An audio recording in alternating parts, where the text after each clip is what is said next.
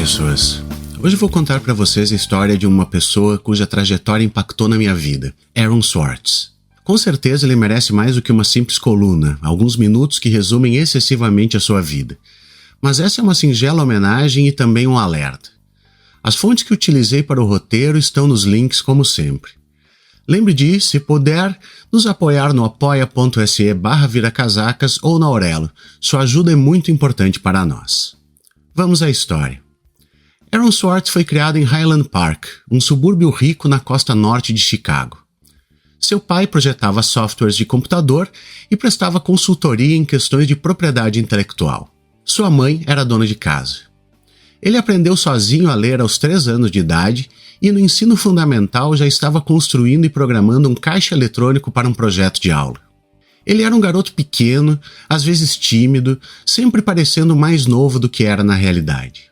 Por mais confiante que fosse em relação ao seu intelecto, Swartz tinha vergonha de sua aparência física. Embora tenha se tornado um adulto magro, na juventude ele era gordinho e relutante em se olhar no espelho. Ele era um comedor exigente desde pequeno.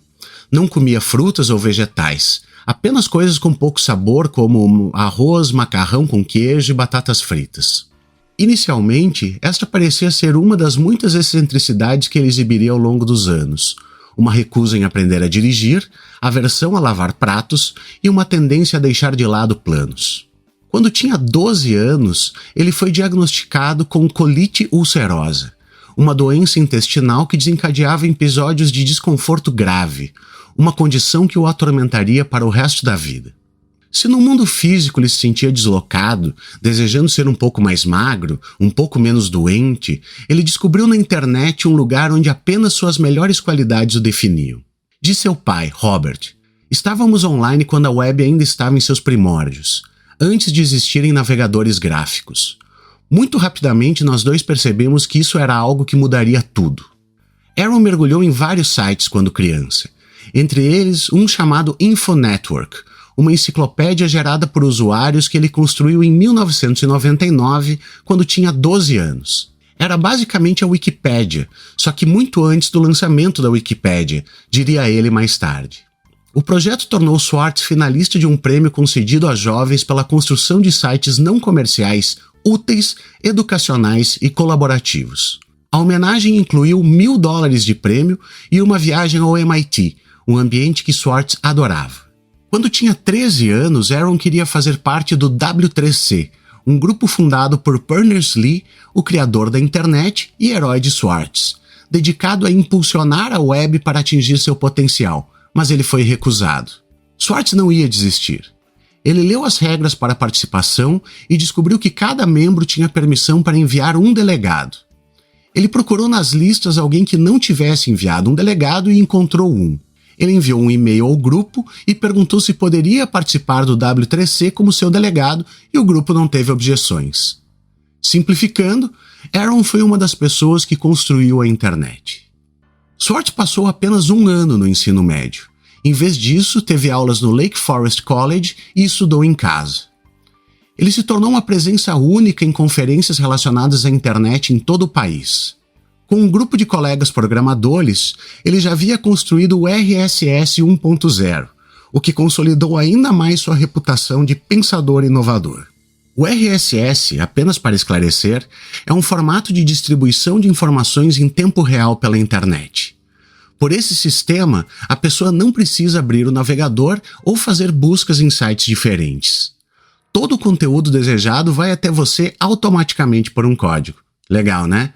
Depois disso, Lawrence Lessig deu a Swartz seu primeiro emprego, levando-o para São Francisco para escrever códigos para a Creative Commons, uma organização sem fins lucrativos que permite aos usuários proteger os direitos autorais de seu material de maneiras menos restritivas, algo que a gente usa até hoje. Quando o site comemorou seu lançamento em dezembro de 2002, Swartz foi convidado para falar para uma multidão de 600 pessoas. Lembra Lessig? Então Aaron se levanta e explica qual é a arquitetura do local, e o público fica surpreso ao ver que se trata de um garoto de 15 anos. Aos 17, Swartz foi aceito em Stanford, e sua experiência lá gerou um padrão que se repetiria ao longo de sua vida. emocionado ao chegar, logo decepcionado e em busca de um ambiente melhor. Ele logo descartou a universidade como uma pequena escola idílica na Califórnia, onde o sol está sempre brilhando e a grama é sempre verde e as crianças estão sempre lá fora para se bronzear. Com a aproximação do verão, Swartz foi convidado a participar da aula inaugural da Y Combinator, uma incubadora de talentos da internet. Ele tinha sua própria ideia de startup, um site chamado Infogami que ajudaria os usuários a construir seus próprios sites. Swartz chegou a Cambridge pronto para mergulhar em um mundo que mesclava a seriedade da academia com a adrenalina de uma startup e se dedicou a trabalhar na Infogami. Mas não demorou muito para que a inspiração que o levou por todo o país fosse contaminada pela frustração e insegurança. Em novembro, um dia antes de seu aniversário de 19 anos, ele expressou para Paul Graham, fundador da Y Combinator, sua insatisfação com seus esforços no Infogami. Graham sugeriu uma solução: que Swartz se unisse a 2 outros membros do programa, Steve Huffman e Alexis Ohanian. Os dois tinham acabado de lançar uma startup chamada Reddit, um site no qual os usuários votam e discutem as histórias mais populares. O Reddit teve um início promissor. Embora o site tivesse tendência a travar, Graham acreditava que as habilidades de codificação de Swartz ajudariam a estabilizá-lo. O que se seguiu foi um período frenético e colaborativo com a união da Infogami e do Reddit sob uma empresa guarda-chuva chamada Not a Bug Inc. Swartz mudou-se para o apartamento de Huffman e Ohanian e os três ficaram codificando e planejando e, no processo, transformando o Reddit em um dos sites mais populares do mundo. Um dos primeiros a reconhecer que na internet o comentarista anônimo poderia ter tanta influência quanto o experiente colunista de artigo de opinião. A parceria, porém, foi complicada desde o início. Swartz passou o primeiro mês convertendo o site para Python, o que fez com que o site passasse a funcionar melhor e tivesse um aumento na popularidade. Com o passar do tempo, porém, Aaron demonstrou indiferença em relação ao projeto, preferindo passar tempo lendo na biblioteca do MIT em vez de participar de reuniões. No Halloween de 2006, a Condé Nast comprou o Reddit por uma quantia não revelada, estimada em cerca de 12 milhões de dólares. Swartz foi transferido para São Francisco para trabalhar no escritório da revista Wired. Desde o momento em que chegou, achou seu novo ambiente de trabalho opressivo. Ele achava intoleráveis as restrições à vida corporativa, como só poder executar programas aprovados em seu computador. Naquele Natal, 2 meses depois de começar a trabalhar no escritório em São Francisco, Swartz viajou a Berlim para participar do Chaos Communication Congress, uma das convenções de hackers mais populares do mundo.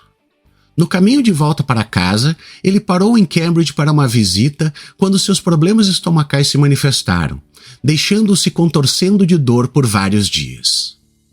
Em 18 de janeiro de 2007, ele escreveu um post em seu blog intitulado Um Momento Antes de Morrer, escrito como um conto na terceira pessoa. O post descrevia um jovem, Aaron, que decidiu se matar. Abre aspas. Para Aaron, este momento veio depois de exatamente 1 semana de dor, 7 dias de agonia lancinante e atormentadora que emanava de sua barriga. A postagem alarmou seus parceiros do Reddit. Foi a primeira vez que tiveram notícias dele em semanas e parecia ser uma nota de suicídio. Ligaram então para o departamento de polícia e policiais foram enviados ao apartamento de Aaron. Mais tarde, naquele inverno, o relacionamento de Swartz com seus parceiros do Reddit atingiu seu ponto mais baixo quando eles exigiram sua renúncia. Ele não protestou.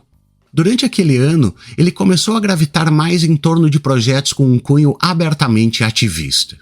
Aaron tinha longos debates sobre ativismo e autoridade. Sua parceira à época acreditava que o sistema era inerentemente corrupto e irreparável, enquanto ele acreditava que as instituições poderiam ser mudadas a partir de dentro. Em julho de 2008, Swartz escreveu um documento intitulado Manifesto de Acesso Aberto da Guerrilha, que era uma expressão da sua crença de que a ação organizada poderia funcionar para manter os poderes sob controle. Com a permissão de vocês, eu gostaria de ler o manifesto completo, já que ele não é longo, juro. Informação é poder, mas como todo poder, há aqueles que querem mantê-lo para si mesmos. A herança inteira do mundo científico e cultural, publicada ao longo dos séculos em livros e revistas, é cada vez mais digitalizada e trancada por um punhado de corporações privadas. Quer ler as revistas apresentando os resultados mais famosos das ciências? Você vai precisar enviar enormes quantias para editoras como a Reed Elsevier. Há aqueles que lutam para mudar essa situação. O movimento Acesso Livre tem lutado bravamente para garantir que os cientistas não entreguem seus direitos autorais, mas, em vez disso, assegurem que seu trabalho é publicado na internet, sob termos que permitem o acesso a qualquer um. Mas, mesmo nos melhores cenários, o trabalho deles só será aplicado a coisas publicadas no futuro.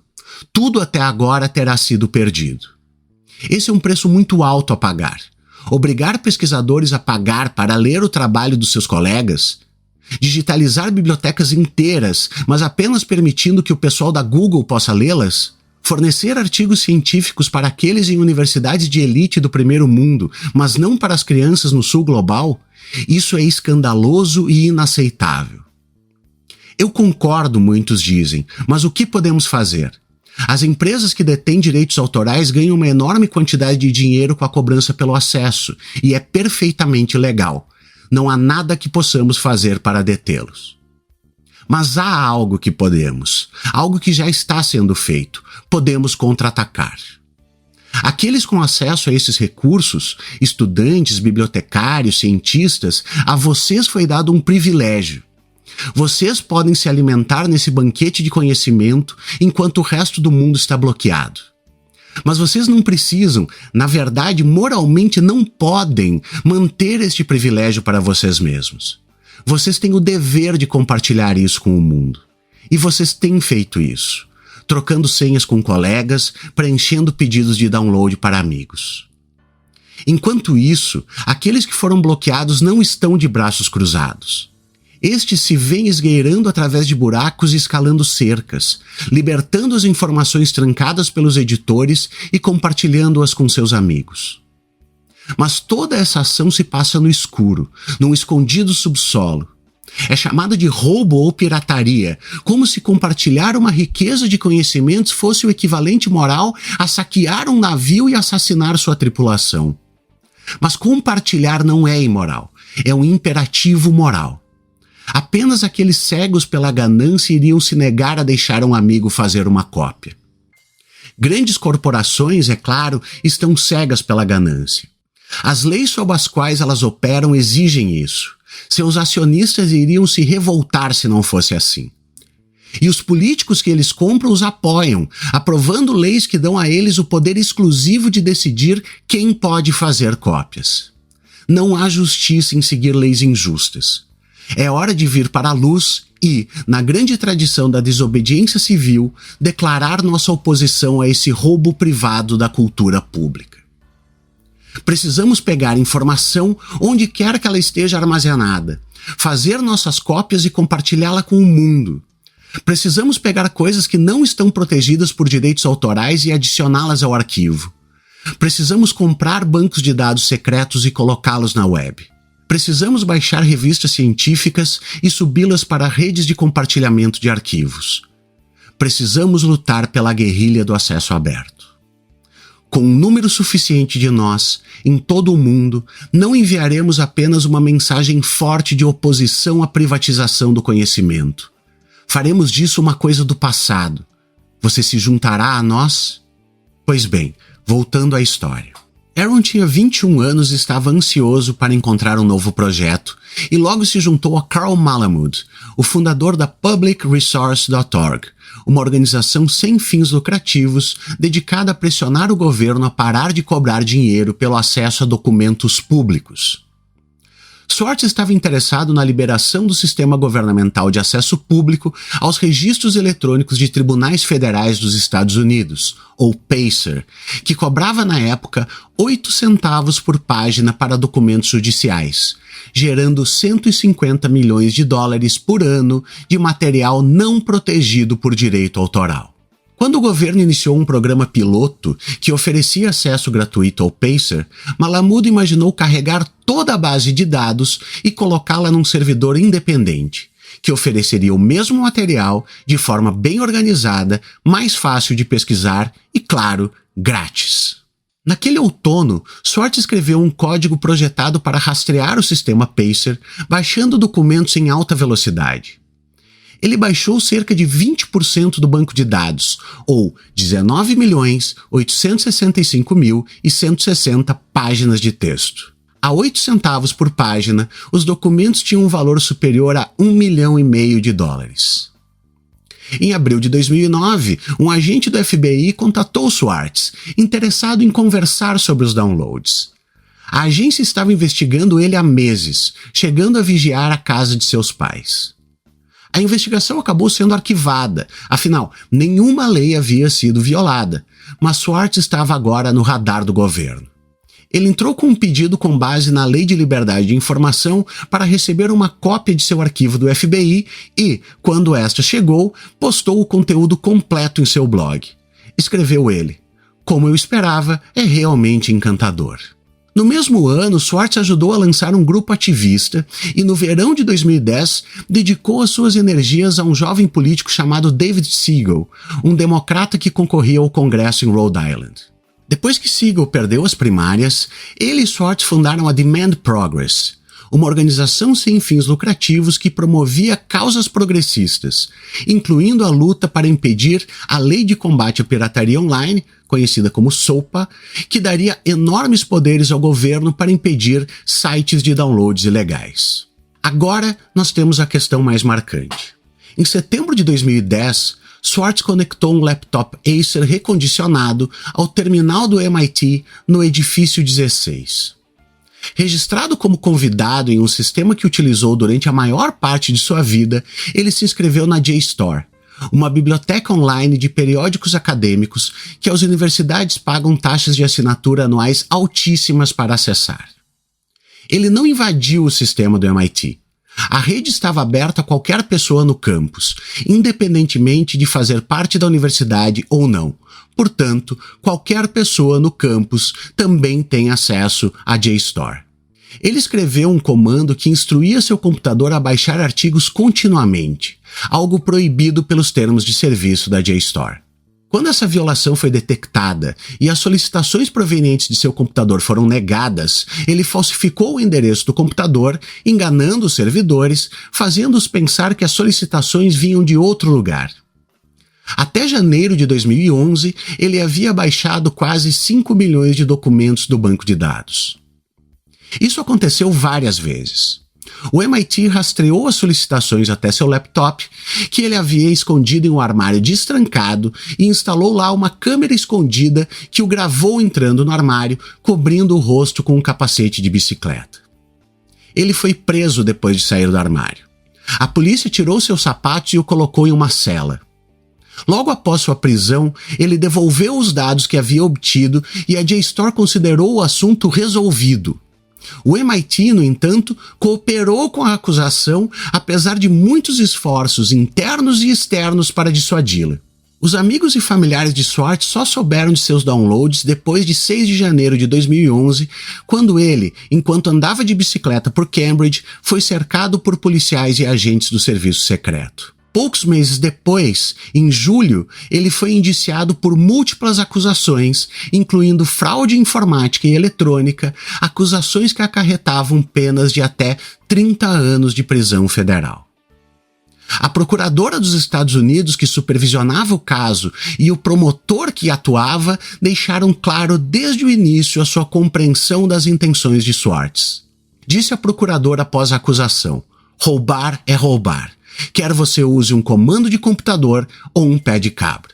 Ao longo do ano e meio seguinte, o governo acrescentou outras acusações às originais e, à medida que as negociações para um acordo terminavam em impasse, a situação tornou-se cada vez mais sombria e surreal. O promotor disse ao advogado de Swartz, Elliot Peters, que, se Swartz se declarasse culpado de todas as acusações, passaria 6 meses na prisão. Se ele perdesse no julgamento, seria muito pior. Disse Peters.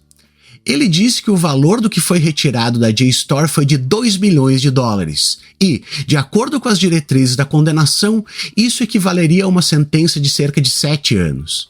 E eu disse, o que ele tirou da JSTOR não valeu nada.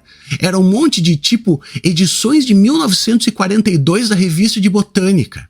A ideia era que Aaron deveria ser condenado da mesma forma que alguém que tenta ganhar $2 milhões de alguém em um esquema de fraude de segurança? Alguém que rouba dinheiro das pessoas? Entre os componentes mais frustrantes estava o fato, como eu disse, da JSTOR, aparentemente a parte mais prejudicada, ter recusado apresentar queixa contra Swartz depois que ele devolveu os documentos baixados. Aaron se sentiu perseguido, e de fato estava sendo perseguido. Sua prisão e julgamento mandavam uma mensagem para todos. Swartz decidiu abandonar Cambridge. Fez suas malas e se mudou para Nova York, onde passou a morar com sua namorada. Ele disse que queria casar com ela. Na sexta-feira, 11 de janeiro de 2012, o humor de Swartz estava péssimo. Ele não saía da cama, apesar dos esforços da parceira. Por fim, ele se vestiu, mas decidiu não ir ao escritório onde trabalhava. Acreditando que o pior já havia passado, a sua companheira foi trabalhar, mandando mensagens para amigos, dizendo que estava preocupada com Aaron e pedindo que eles mantivessem contato com Swartz durante todo o dia. Naquela noite, os dois planejavam jantar juntos, mas quando ela chegou para buscar Swartz, encontrou o corpo dele pendurado em um cinto. No funeral de Aaron, o pai de Swartz deixou uma mensagem contundente. Aaron foi morto pelo governo, disse ele. A procuradora dos Estados Unidos, Carmen Ortiz, reagiu, dizendo que seus promotores tinham o dever de proteger o uso de computadores e da internet, e que nunca tiveram a intenção de ver a sentença máxima de 30 anos aplicada. Na verdade, disse ela, eles ofereceram a Swartz um acordo que o colocaria na prisão por apenas alguns meses, um acordo que ele rejeitou.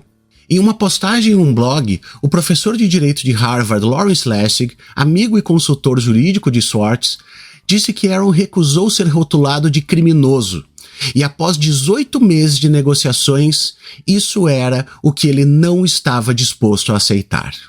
Agora, eu sei que posso ser tido como saudosista, iludido, qualquer coisa que o valha, mas vamos para uma nota pessoal. Eu sou de uma geração que viu os computadores se popularizarem e a internet aparecer. Eu usei Windows 3.1 e ainda sei alguns comandos de DOS. Eu baixei discos e filmes com LimeWire e já tive que formatar meu HD várias vezes por conta dos vírus mais bizarros. A promessa da internet era que teríamos acesso a todo o conhecimento existente. Ou pelo menos era assim que a gente convencia nossas mães a comprar um computador, pagar servidor e ficar longe do telefone fixo para que a conexão não caísse. Era uma época em que o acesso a livros era somente através de bibliotecas e livrarias. Os CDs custavam o olho da cara e não tinha na loja aquele disco dos Dead Boys de 1977. O acervo das locadoras era bastante limitado e para pegar um VHS ou um DVD de um lançamento você tinha que reservar ou ter a sorte de estar disponível uma das 5 cópias que tinha na locadora. A internet prometia mudar tudo isso. Hoje, parece que essa promessa se realizou somente em partes. Sim, eu posso ouvir músicas, mas com um preço. Parêntese, eu nunca vou esquecer da tua rinha com o Napster, Metallica. Livros digitais têm o mesmo preço de livros físicos ou são só um pouco mais baratos? Se eu quiser me manter na legalidade, eu sou refém dos serviços de streaming que prezam muito mais pelos filmes da moda do que pelos clássicos, por exemplo. A cada 2 ou 3 dias vejo algum pesquisador pedindo nas redes se algum colega tem acesso a um determinado artigo científico, já que, para ler ele, bancos como o JSTOR cobram um preço em dólares, sendo que nada disso vai para os pesquisadores que escreveram o artigo. E assim, absolutamente nada contra os vídeos de dancinha, pegadinha, comédia ou sei lá o quê. A internet não tem que ser uma coisa ou outra, ela pode ser tudo isso. Mas parece que toda a ideia de popularizar o conhecimento foi deixada de lado em prol do bendito lucro. O que eu quero dizer é que eu acredito que deveríamos fazer muito mais barulho para ter acesso ao conhecimento e à cultura. Essa ideia não pode morrer. Para mim, esse é o espírito de Aaron Swartz. Meu coração dói quando digo que um filme é bom e as pessoas me perguntam se tem algum streaming, porque se não tiver, não vão ver ele.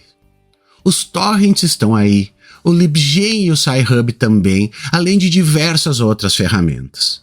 É fácil de usar e também de apoiar. Não custa subir um livro antigo que não está mais à venda, semear um torrent para que outros possam acessar. Vejam bem, eu não estou pregando fazer isso para ferrar com autores que ralam muito para escrever uma obra e merecem sim retorno. Mas assim, 70 anos de proteção de uma obra a partir da morte do autor? O que fazer quando um filme não está disponível em nenhum serviço de streaming? Devemos impedir acesso a artigos científicos com descobertas importantes? Para mim, não parece correto. Espero que vocês estejam refletindo. Até a próxima.